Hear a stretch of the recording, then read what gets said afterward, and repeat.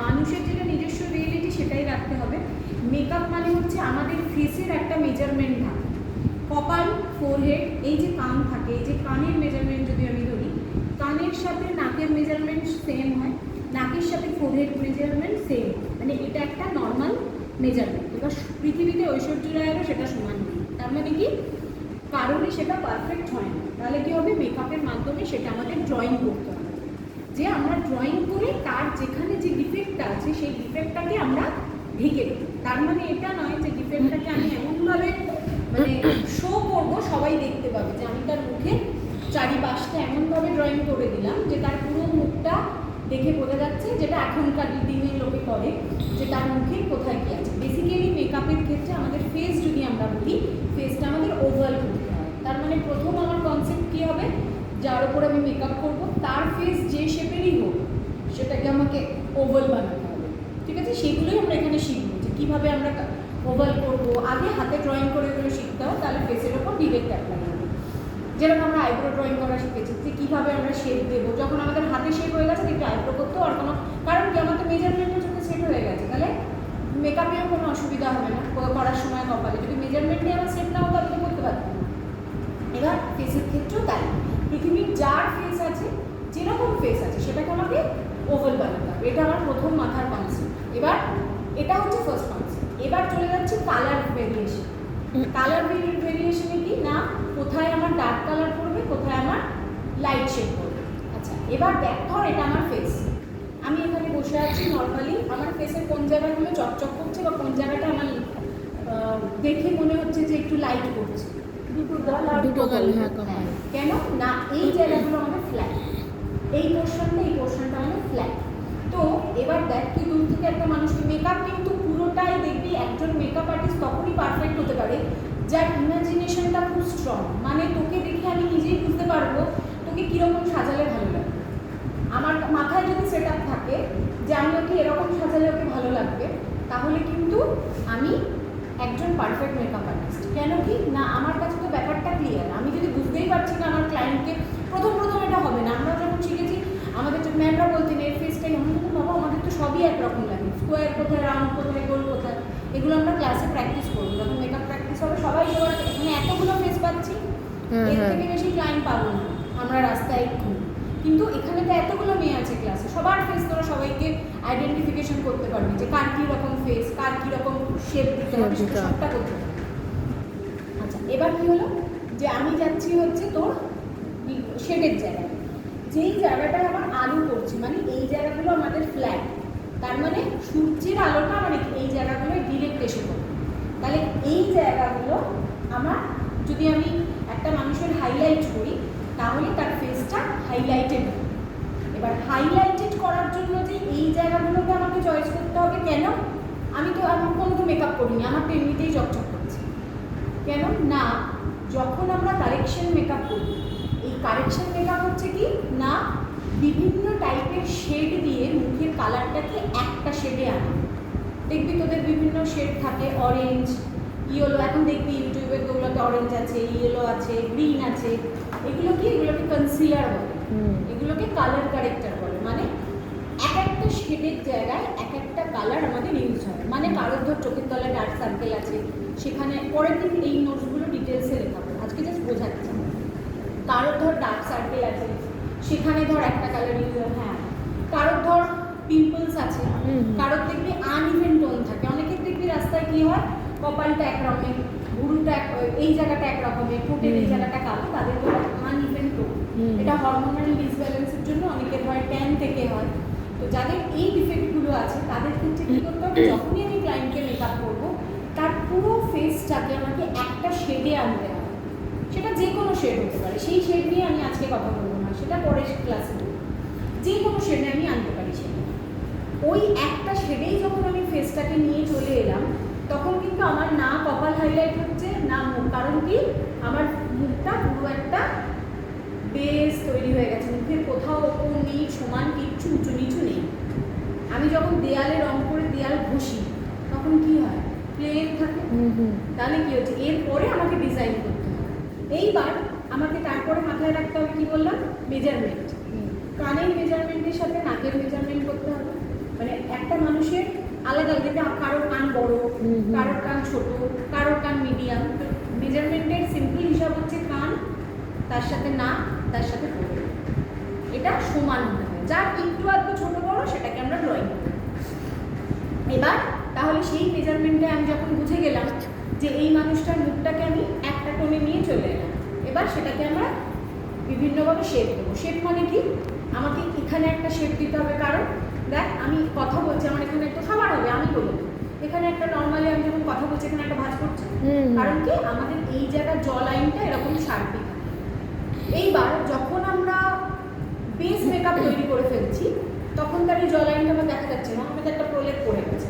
তাহলে আমি যদি সেই জায়গাটা ড্রয়িং না করি তাহলে কি হবে, আমার মুখটা ফ্ল্যাট লাগবে। তাহলে সেই জায়গাটা আমাকে একটা ড্রয়িং দিতে হবে।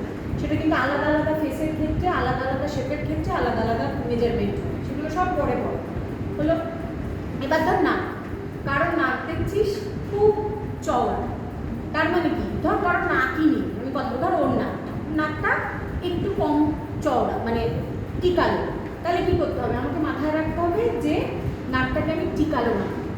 তাহলে যেই জায়গাটাকে আমি হাইলাইটেড করবো, মানে এই পোর্শনটাকে আমি তুলব, এই পোর্শনটাকে তোলা মানে হাইলাইটেড মানে সবসময় লাইট শেড, আর যেখানে আমি হাইলাইটেড করব তার পাশে আমাকে ডার্ক শেড, ঠিক আছে? এটা কনসেপ্ট ক্লিয়ার যে ধর আমি এই জায়গাটাকে হাইলাইটেড করব, তার মানে এই জায়গাটা আমি ডার্ক শেড না দিলে এখানে আমার হাইলাইটেড এটা হবে। সবসময় দেখবি অন্ধকারের পাশে যে আলোটা থাকে সেটা বেশি ব্রাইট হয়, সে 3Dর মতো কিছুটা। যেই জায়গাটা আমি কন্ট্রোল করছি বা এই জায়গাটা আমি কাটছি তোদের ভাষায় যেটা কন্ট্রোল হবে, তো এই জায়গাটারও মেজারমেন্ট আছে। আমি কিন্তু এটাকে আমার ইচ্ছা মতো পুরো মেকআপটাই একটা মেজারমেন্টের ওপর ডিপেন্ড করে যে আমি এটাকে কতটা টানবো, সেটারও একটা মেজারমেন্ট আছে। আমার ইচ্ছে হলো আমি গালের এই অবধি টেনে দিলাম, আলাদা আলাদা মেকআপের ক্ষেত্রে আলাদা আলাদা। যদি স্টেজ মেকআপ হয় তখন তাদের অনেক বেশি শার্প দেখাতে হয় দূর থেকে, সেটা আলাদা। কালারও তাই, সব মেকআপের ক্ষেত্রে আলাদা আলাদা কালার ভেরিয়েশন আছে। এই ক্ষেত্রে এখান থেকে যদি আমি এটাকে ডিরেক্ট টানি তাহলে এই অবধি কী হবে না, আমার কাটা হয়ে গেল। এবার কেটে তো দিলাম, তার ওপরের পোর্শনটা তোমাকে হাইলাইটেড করতে হবে, কারণ এটা তো আমার এমনি হাইলাইটেড পার্ট, কিন্তু মেকআপ করার ফলে এটা আমার ঢেকে গেছে। তখন কী করতে হবে, এই পোর্শনে আমাকে লাইট দিতে হবে। এবার আরেকটা কী দেখবি তোরা মেকআপে কী দেখায়, এই পোর্শনটা, এই পোর্শনটা, এই পোর্শনটা, চোখে একটু জল দিয়ে ঘুম পাচ্ছে, এই পোর্শনটা, এই পোর্শনটা, এই পোর্শনটা কি হয় না, এই পোর্শনটা, হ্যাঁ এই যে চালু আমি দিয়ে দেবো, এই পোর্শন, এই পোর্শন, এই পোর্শন আমার হাইলাইটেড পার্ট। কেন না, আমার আলোটা তো ফেসটাকে কন্ট্রোল করবো। ধর আমি এই অবধি হাইলাইটেড দিলাম, এই দুটো জায়গায় দিলাম না, মনে হবে না এই দুটো জায়গা ভেতরে ঢুকে গেছে, তাই না? কারণ কি আমার ফেসটা কালার কীরকম হবে, যাদের ঠোঁট নেই তাদের মনে হবে। আমি কিন্তু পুরোটাই লেন্সে বলছি, আমি নর্মালি বলছি না। তুই আমাকে সামনে থেকে, সেই জন্যই দেখবি যখন কেউ স্টেজ শো বা ফিল্মের মেকআপ করে তাদের সামনে থেকে দেখতে বিভৎস লাগে। কেন না, তাদের তো পুরোটাই ড্রয়িং করতে হয়, কারণ হাই রেজলিউশন ক্যামেরা ওইটাকেই নেয়, ওই শেপগুলোকেই নেয়, তো সেইটার জন্যই অত হেভি মেকআপ করতে হবে। তার মানে এটা নয় যে আমি স্কুলে এসেছি অত বিভৎস একটা মেকআপ করে বেরিয়ে পড়বো।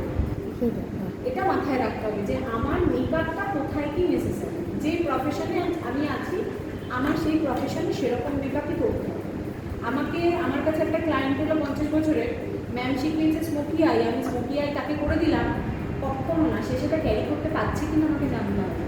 কারণ কি, তার বয়সের সাথে সেটা জানি না। শুধু সে বলে না, আমি আমার স্কিন, আমার ফেসেও স্মোকি আইস যায়, আমাকে স্মোকি আই করলে প্রচণ্ড রুড লাগে, এক একজনের শেপ দেখাতে। সেটা আমাকে মাথায় রাখতে হবে যে আমি কীরকম কি মেকআপ কার করে দেব। মেকআপটা কিন্তু পুরোটাই নিজেদের নলেজ, যদি আমি নলেজকে না বাড়াই, যদি আমি কনসেপ্টটাকে ক্লিয়ার না করি তাহলে কিন্তু মেকআপটা ভালো। এবার হচ্ছে ধর এই একটি ক্লিয়ার যে আমাকে আগে শেড চয়েস করতে হবে, আমাকে আগে তার শেডটাকে ঠিক করতে হবে, তারপরে স্টেপ বাই স্টেপ তার মেকআপটাকে আমি করব। আচ্ছা, এবার হচ্ছে ধর কালার ভ্যারিয়েশন। আমি প্রথম যখন মেকআপ ভিডিও তোরা দেখিস তখন কী দেখিস, ক্লায়েন্টের যে কোনো মেকআপ আর্টিস্টের বিশাল বড় বড় মেকআপের কিট। মেকআপ হচ্ছে একটা খুব কস্টলি ফিল্ম, মানে 1 থেকে 1.5 লাখ টাকার প্রোডাক্ট না নিয়ে প্রফেশনালি মেকআপে নামা যায় না। কেন যায় না? যখন তুই প্রফেশনালি মেকআপ করবি, কোনো ক্লায়েন্টের ওপর কাজ করতে যাবি, মার্কেটে তোমরাতে আপনি 6-7টা ক্লায়েন্টের নাম ক্লায়েন্ট জানি, তোরাও জানিস, শুধু ক্লায়েন্ট জানি তা নয়, যেরকম ম্যাক, হুডা, আরও এরকম প্রচুর নাম তোদের বলে দেবে, যেগুলোর এক একটা ফাউন্ডেশন অরিজিনালের দাম 2,500 থেকে 3,000 4,000। কালার বার আছে। হ্যাঁ, কালারটা মানে অত দামি নয়, কিন্তু তাও এইবার আরও অনেক ইন্টারন্যাশনাল আছে, এখন বলবো না, যখন লেখাবো সব বলবো না। এইবার তোদের একটা ফাউন্ডেশন ক্যারি করলে চলবে না, কারণ আমাদের এখানে ডিফারেন্ট শেড আছে। এবার মাথায় রাখতে হবে আমাকে কি, আমি যে কোনো কোম্পানি চুজ করতে পারি, কিন্তু আমাকে দুটো শেড সবসময় ক্যারি করতে হবে, একটা লাইট, একটা ডার্ক। লাইট আর ডার্ক কেন না? বেশিরভাগ ক্ষেত্রে আমাদের যা এখানকার ওয়েদার বা আমাদের এখানকার যা ক্লাইমেট, তাতে মিডিয়াম টোনই আমরা বেশি পাই। তাহলে লাইট যদি কেউ ফর্সা এলো ধর, তার উপরে আমি ফর্সা ফাউন্ডেশন অ্যাপ্লাই করো, ওর মতো একটা ফর্সা এলো, আমার কাছে যেটা ফেয়ার আছে আমি সেটা ওকে দিয়ে দিতে পারবো। ধর কি কালো এলো আমার, তাহলে আমার উপর ডার্কটা দিতে পারবে। বাদ বাকি যদি মিডিয়াম আসে, তাহলে দুটোকে মিক্স আপ করে হ্যাঁ করতে পারবো। তাহলে আমার কি, প্রথমে খরচাটা কমে গেল। দ্বিতীয় হচ্ছে আইশ্যাডো প্যালেট। এইবার একটা প্রফেশনাল আইশ্যাডো প্যালেট, যারা আমরা যখন কাজ শিখেছি, আমরা কিন্তু কখনো ওই সব কালারের আইশ্যাডো প্যালেট কিনিনি। এখন যেটা খুব ইজি মার্কেটে সব অ্যাভেলেবেল, আমাদের সময় সেই ব্যাপারটা ছিল না। প্রফেশনাল প্রোডাক্ট আমাদের ডাইরেক্ট আজ থেকে 10-12 বছর পরে দিল্লি থেকেই আনাতে হতো, কলকাতায় এত অ্যাভেলেবিলিটি ছিল না। তো তখন আমাদের কী হতো, তখন আমাদের মাদার কালার থাকতো। মাদার কালার মানে 3টে প্রাইমারি, বাদ বাকি সেকেন্ডারি কালার। আইশ্যাডো প্যালেট মানেই আমাদের তাই, শুধু আইশ্যাডো বলে না, যে কোনো শেডের কাজের মানে সেইটাই আমাদের থাকবে, যেটা আমরা এখানে শিখব আজকে ক্লাসে, যে আমি কিভাবে একটা কালার থেকে 100টা কালার তৈরি করতে পারি। এই যে এখানে এই যে এটা রয়েছে, এটাও না, এই যে রয়েছে, এটার থেকে আমরা 110টা কালার তৈরি করি, শুধু 1 2 3 4 5 6টা। অদ্ভুত ব্যাপার যে কীভাবে তৈরি হবে, কীভাবে হবে না, 3টে প্রাইমারি কালার কী কী আমি পাঠিয়েছিলাম গ্রুপে, red, blue, green. Red, blue, green, ঠিক আছে? এই 3টে কালারকে প্রাইমারি কালার বলা হয় কেন? ক্লাস 1-এর সাবজেক্ট সিলেবাস।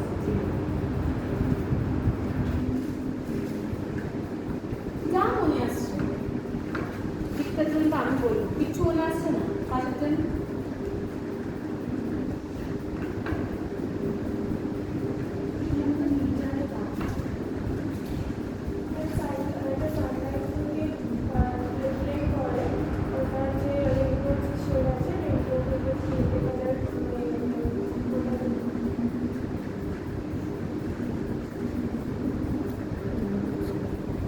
আমি বলছি, সবার আগে হচ্ছে রেড, ইয়েলো, এই রেড, ব্লু, গ্রিন, এই 3টে কালার আমরা পৃথিবীর কোনো কালার মিক্সিং করে তৈরি করতে পারবো না। সেই জন্য এটা প্রাইমারি।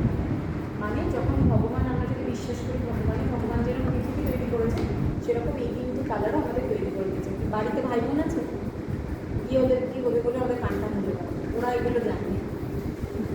এবার হলো, এবার হওয়ার পরে এই 3টে কালার আমাদের নর্মালি যে কোনো, শুধু আমাদের বিউটি ইন্ডাস্ট্রি বলে না, যে ব্যাগ তৈরি করে, যে ড্রেস তৈরি করে, যারা জুয়েলারি তৈরি করে, সব এই কনসেপ্টে হয়, ঠিক আছে? পরের দিন আমি কালার শেড নিয়ে আসবো, মানে কোন কালারের সাথে কোন কালার মিক্সিং হবে, কীভাবে হবে, সেটা নিয়ে এসে দেখে বোঝাবো। তো এই যে 3টে কালার, এই 3টে শেড আমাদের প্রাইমারি, মানে আমাকে যে কোনো কাজ করতে হলেই, আমি যে কোনো কালার তৈরি করি না কেন, এই 3টে শেড আমি হাতে পেতেই পারি। আমি ধরো এমন কোনো জায়গায় আছি যেখানে আমার কোনো শেড নেই, কোনো কালার নেই, আমাকে কালার তৈরি করতে হবে। তুমি যদি এই আইশ্যাডো প্যালেটটা, তুই যদি এই 3টে কালার নিই, সেই 3টে কালার দিয়ে আমরা যে কোনো কালার ক্রিয়েট করতে পারি। প্রথমে হচ্ছে এই 3টে কালার হলো। এইবার মাথায় রাখতে হবে, যে কোনো কালারকে লাইট বানাতে গেলে আমাদের লাগে হোয়াইট বা হোয়াইট শেডের কিছু, মানে হোয়াইট লাগতে পারে বা অফ হোয়াইট লাগতে পারে, কারণ হোয়াইটটা সবসময় এখন আইশ্যাডো প্যালেট বা অন্য কিছুতে থাকে না, কিন্তু অফ হোয়াইটটা থাকে, সেই জন্য আমি অফ হোয়াইট, ঠিক আছে? পিঙ্ক নয়, আমি আগে থেকেই বলতে পারি, মেকআপে সবচেয়ে টাফেস্ট কালার হচ্ছে পিঙ্ক কালার, যেটা আমরা এখন যদি তোদের আমি কাজ করতে দিই, তোরা দেখবি আইশ্যাডো প্যালেট থেকে সবার আগে পিঙ্ক কালারটাকেই তুলবি, তোরা বলে না, আমিও তাই করতাম, আমি যদি এটা না জানি। যখন আমাদের যখন কালার কনসেপ্ট থাকে না তখন আমার কি মনে হয় যে না পিঙ্ক কালারটা আমাদের জন্য সবচেয়ে ভালো, কিন্তু ওটা সবচেয়ে টাফ কালার, স্কিনের সাথে যেতে চায় না, কোনো কালারের সাথে মিক্সিং হতে চায় না, এবং ওটা সব স্কিন টোনে যায় না, সেজন্য ওই কালারটা নয়। যেহেতু আমি লাইট শেড করছি, পিঙ্ক তো আমরা লাইট শেড হিসেবেই ধরি, ভাবলাম হয়তো লালের সাথে পিঙ্ক মিশিয়ে দিলাম, না, কারণ পিঙ্ক কালার কিন্তু লালের সাথে সাদা মিশিয়ে পিঙ্ক হয়। তাহলে আমার মাথায় রাখতে হবে লালের সাথে সাদা, আবার তার সাথেও আবার লাল, তাহলে ওটা পিঙ্ক হবে না, ওটা দুধে আলতা কালার হবে, মানে এই কনসেপ্টটা ক্লিয়ার হবে। তাহলে যে কোনো কালার লাইট করতে গেলে আমার সাদা বা সাদা টাইপের লাগবে, আর যে কোনো কালার ডার্ক করতে গেলে ব্ল্যাক বা ব্রাউন। কেন ব্রাউন বললাম? আগে একটা কনসেপ্ট ছিল স্মোকি আইয়ের ক্ষেত্রে আমার ব্ল্যাক ছাড়া যায়, কিন্তু এটা ভুল কনসেপ্ট, কারণ স্মোকি মানে কি হচ্ছে একটা হাস্কি লুক, যেটা প্রমিনেন্ট নয়, সেটা আমি যে কোনো ডার্ক শেডের কালার দিয়েই করতে পারি, সেটা ব্ল্যাকও হতে পারে, সেটা ব্রাউনও হতে পারে। তো আমি ব্রাউন শেডের কোনো কিছু, মানে যেটা আমার ডার্ক হিসেবে থাকবে, নট ব্লু, কারণ ব্লু তো আমার প্রাইমারি কালার, তো সেটা আমাকে কনসেপ্টটাকে তৈরি করতে হবে। আচ্ছা, এবার তাহলে এই তিনটে কালার হয়ে গেল। এইবার সবাই গ্রুপ দেখ, সবার গ্রুপটা করবো। তুমি একটু করো না, আমার ফোনটা পকেটে আছে। আমি এটাকে বন্ধ করে দিচ্ছি আমি।